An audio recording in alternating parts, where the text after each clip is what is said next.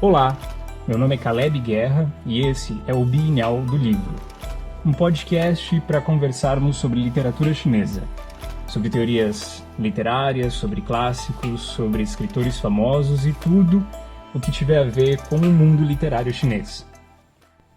Quando me formei no curso de Letras e Literatura em Mandarim lá na China, eu fui orador da nossa turma na cerimônia de graduação e eu prometi, na frente de toda uma universidade, que eu tentaria, depois de me formar, criar pontes de comunicação entre China e Brasil.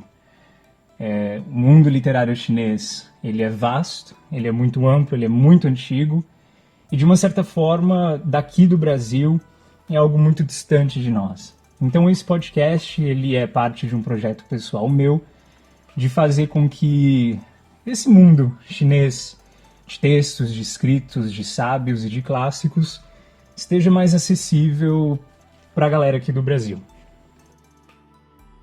E hoje, no podcast de número 1, nós vamos falar sobre a lenda do Bienhao. Bienhao, ele é um tipo de um pássaro chinês e também é a inspiração para o nome desse meu projeto pessoal aqui. Mas ele não é só um tipo de um pássaro, na verdade ele é um pássaro mitológico.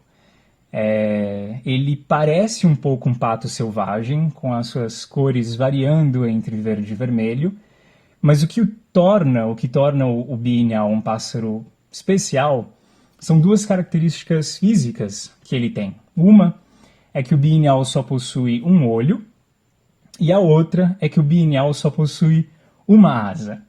Ou seja, para que Bienhao consiga voar, consiga enxergar onde ele quer ir, ele precisa sempre de um outro Bienhao junto com ele. Somente dois Bienhao juntos conseguem alçar voo e voar por aí, desbravando lugares, conhecendo novos horizontes. E por isso, o Bienhao ele se tornou um símbolo de relações harmoniosas entre casais, mas não só um símbolo romântico, como deveria ser. O Bienhao também se tornou um símbolo de amigos inseparáveis, de pessoas que dependem umas das outras, porque sozinho, o máximo que o Bienhao consegue fazer é se debater e, se jogando no chão, chegar até onde ele quer. Mas junto de um outro Bienhao, ele consegue voar, e voar para muito longe.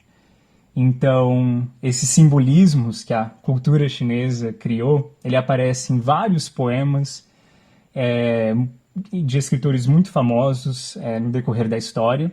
E hoje eu vou contar um pouco da história, de como se originou, de como se originou o Bienhao e o que isso tem a ver com literatura chinesa.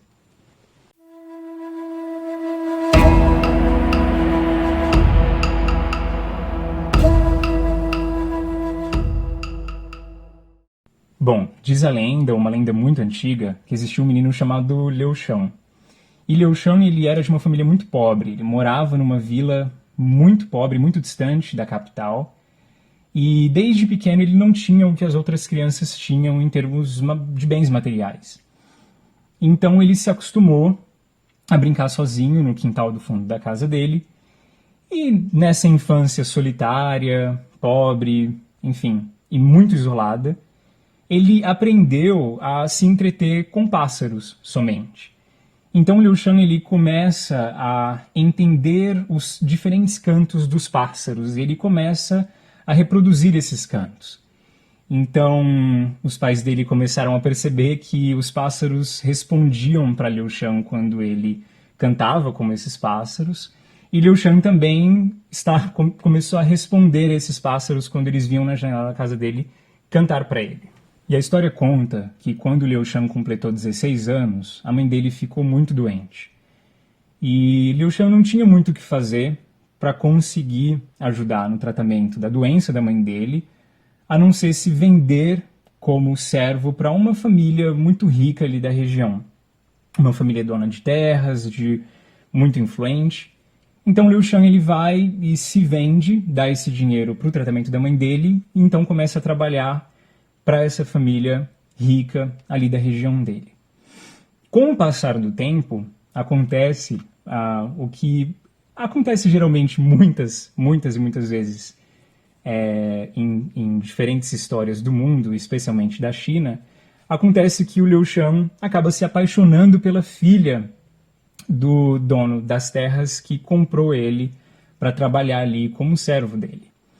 E eles acabam desenvolvendo esse amor proibido, né, os dois. E tá tudo bem, tudo muito embaixo dos panos, até que eles são descobertos. E no dia que o amor proibido do Liu Shan com a filha do dono da casa é descoberto, ele dá ordem para que os guardas dele matem o Liu Shan. Então eles começam a judiar do Liu Shan ali, mas eles pegam então o Liu Shan para jogá-lo dentro do Rio Amarelo, para deixar que o Rio Amarelo leve o Liu Shan embora. E depois de maltratá-lo muito, de bater muito no Liu Shan ali na casa mesmo, esses guardas saem com o Liu Shan e a filha do dono da casa que ficou para trás, ela começa a chorar muito, porque o amado dela, o amor da vida dela, o amor proibido dela, está sendo levado para morrer, para ser jogado dentro do Rio Amarelo. E nesse ínterim de lágrimas, de dor, de desespero, de ver o amado indo embora, ser jogado dentro do Rio Amarelo, ela tem um colapso, cai no chão, e um pouquinho antes de morrer, sai de dentro da boca dela um pássaro, meio que coberto em sangue. A história fica um pouco sanguenta nessa parte, porque ela realmente vomita um pouco de sangue, e o pássaro sai sujo de sangue, ele sai se debatendo no chão, mas ele sai de dentro dela. E esse pássaro, ele tem somente um olho e somente uma asa, dizem as pessoas que estavam ali ao redor dela, quando isso aconteceu. Então, desesperadamente, esse pássaro, ele começa a se debater rumo ao Rio Amarelo. Então, as pessoas começam a acompanhá-lo e ele está se debatendo como ele pode no chão, e as pessoas da vila começam a se juntar ao redor dele, enquanto ele vai passando pelo caminho, se debatendo. Enquanto isso, as asas dele vão secando do sangue, secando da água, e ele vai se debatendo rumo ao Rio Amarelo. E quando ele chega perto do Rio Amarelo, esse pássaro vê Liu Shan prestes a ser jogado lá dentro. Mas antes mesmo deles jogarem o corpo do Liu Shan dentro do rio, o Liu Shan avista esse pássaro. E o Liu Shan entende que esse pássaro é, de alguma forma, a amada dele. Então, quando eles jogam o corpo do Liu Shan dentro do rio, esse pássaro se joga junto. E nessa câmera lenta, se você conseguir imaginar aí, antes do corpo cair dentro da água, também sai de dentro da boca do Liu Shan um pássaro com somente um olho e somente uma asa. E o outro pássaro que tinha pulado junto, eles acabam se encontrando aí no meio, enfim, no meio do ar, e eles saem juntos batendo as asas, e a vila toda acaba sendo testemunha de como o amor, ele sempre vai encontrar uma forma de se refazer.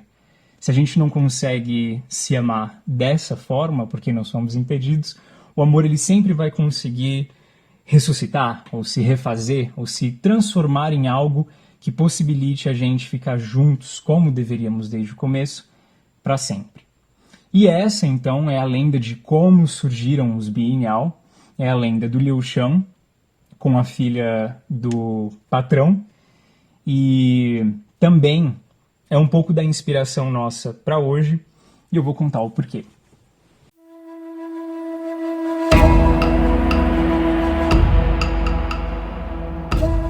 Bom, eu não sei quanto a vocês, mas geralmente as pessoas me perguntam por que é que eu gosto tanto de ler.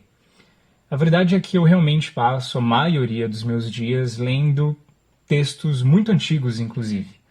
Às vezes os meus amigos chineses, eles me perguntam por que é que você gosta tanto de ler textos que a gente, livros que a gente nem lê mais, ou livros que a gente nunca ouviu falar.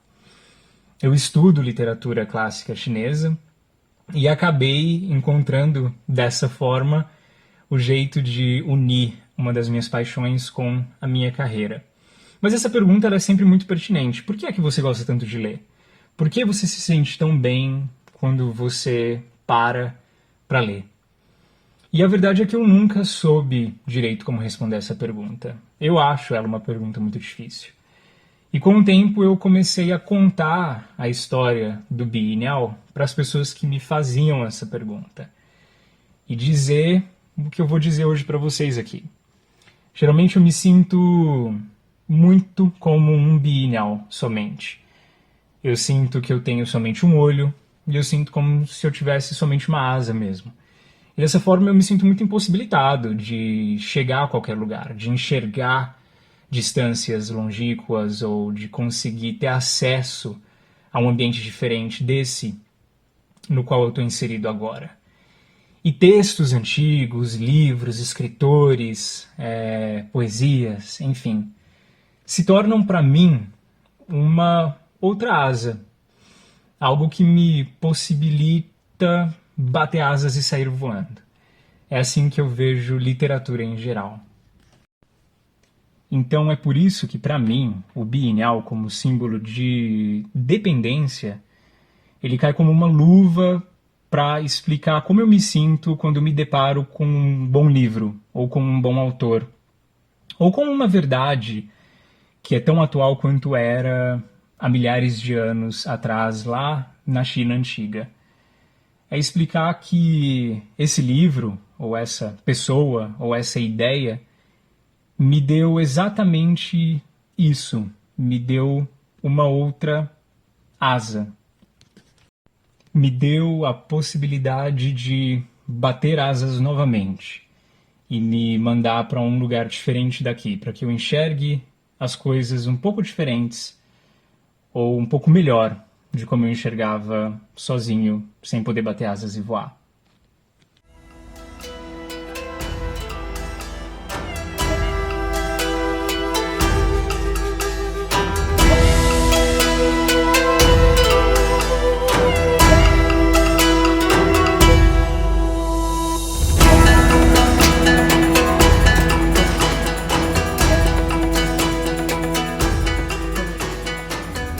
Os pensadores chineses da antiguidade, eles acreditavam que a vitalidade, o espírito do escritor, ele era passado ao escrito desse autor.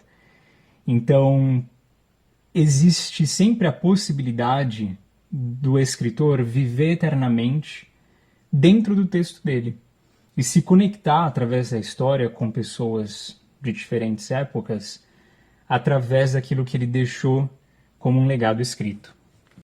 Um desses pensadores, ele diz o seguinte, que para entender a mudança das 4 estações do ano, basta a gente começar a observar a forma como o Sol e a Lua estão suspensos sobre a Terra.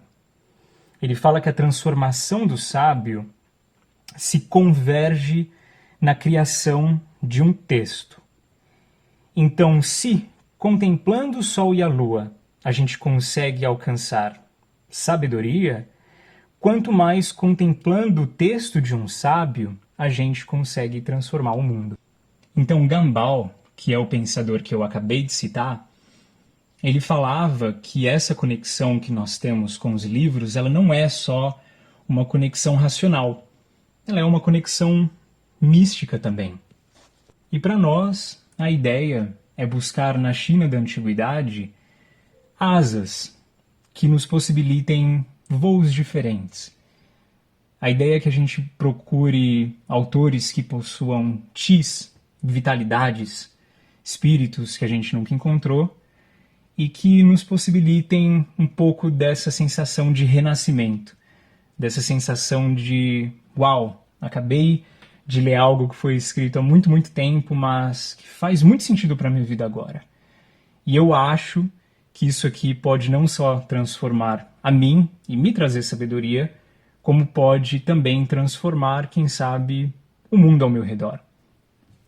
Eu espero que, de alguma forma, essa minha paixão, esse meu vício, essa minha dependência de textos chineses, de autores chineses antigos, traga de alguma forma uma asa nova para você, que nesses episódios desse podcast você possa encontrar aí algum autor, alguma ideia, algo que fale com você de uma forma diferente, te dê um voo diferente, para que você enxergue um horizonte novo, quem sabe alcance uma sabedoria que você não tinha e que você se sinta talvez renovado, talvez até renascido a partir desses encontros com sábios chineses antigos, a partir desse encontro com livros, com ideias, com poesias talvez, e que essas coisas ajudem a transformar um pouco do teu mundo,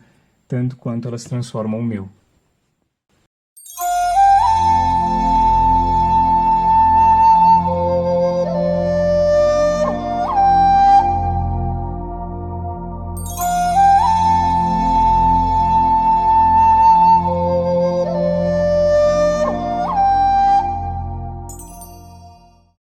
Bom, meu nome é Caleb Guerra e esse foi o primeiro podcast bienal do livro. Se você é um amante dos livros e um amante de literatura como eu e deseja talvez orientalizar um pouco os seus horizontes e voar um pouco para aquela direção, eu te convido a voltar. A gente vai conversar bastante sobre pensadores antigos, sobre clássicos, sobre ideias e tentar, dessa forma, alcançar sabedorias e enxergar as coisas de uma forma mais clara. Fazer com que a literatura e o amor por literatura realmente transforme não só a gente, mas o mundo ao nosso redor. Muito obrigado e até a próxima.